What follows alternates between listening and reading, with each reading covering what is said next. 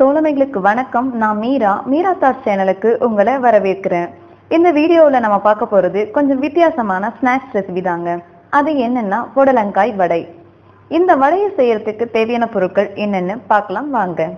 1/4 kilo புடலங்காய், 8 வரமிளகாய், 2 கிராம்பு, ஒரு சின்ன துண்டு பட்டை, 3/4 கப் அளவுக்கு பொட்டுக்கடலை மாவு, மல்லி இலை, கருவேப்பிலை சிறிதளவு, உப்பு, எண்ணெய் தேவையான அளவு.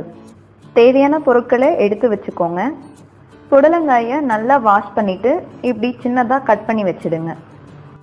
ஒரு மிக்ஸி ஜாரில் கட் பண்ணி வச்சிருக்கிற புடலங்காய், மல்லி இலை, வரமிளகாய், கிராம்பு, பட்டை, கருவேப்பிலை சேர்த்து தண்ணி சேர்க்காம கொரப்பாக அரைச்சி எடுத்துக்கோங்க. அரைச்சி வச்ச இந்த கலவையில் தேவையான அளவுக்கு உப்பு, பொட்டுக்கடலை மாவு சேர்த்து நல்லா பிசைஞ்சு வச்சுக்கோங்க.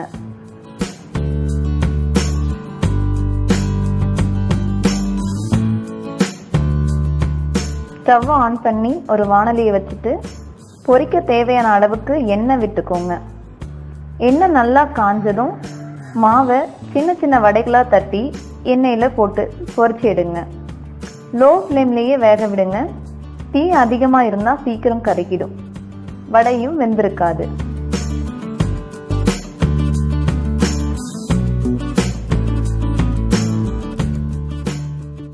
இந்த மாதிரி நல்லா செவந்து வந்ததும் எடுத்து சூடாக பரிமாறுங்க. அவ்வளோதாங்க, சூப்பராக ஒரு டீ டைம் ஸ்நாக்ஸ் ரெடி ஆகிடுச்சு. இந்த மாவுலேயே வடை தட்டினதுக்கு அப்புறமா பிரெட்டு தூளில் பரட்டி அப்புறம் பொரிச்சிங்கன்னா புடலங்காய் கட்லெட் ரெடி ஆகிடும். என்ன தோழமைகளே, புடலங்காய் வடை செய்கிறது எப்படின்னு தெரிஞ்சுக்கிட்டீங்களா? இந்த ரெசிபி உங்களுக்கு பிடிச்சிருக்கணும்னு நினைக்கிறேன். ரொம்பவே ஈஸியான இந்த ரெசிபியை நீங்களும் ட்ரை பண்ணி பாருங்கள். உங்களோட கமெண்ட்ஸை மறக்காமல் பதிவிடுங்க. இந்த வீடியோ உங்களுக்கு பிடிச்சிருந்ததுன்னா லைக் பண்ணுங்கள், ஷேர் பண்ணுங்கள். என்னோட வீடியோக்களை தொடர்ந்து பெறுவதற்கு மீரா தாட் சேனலை சப்ஸ்கிரைப் பண்ணுங்கள். அப்படியே பெல் பட்டனையும் கிளிக் பண்ண மறந்துடாதீங்க.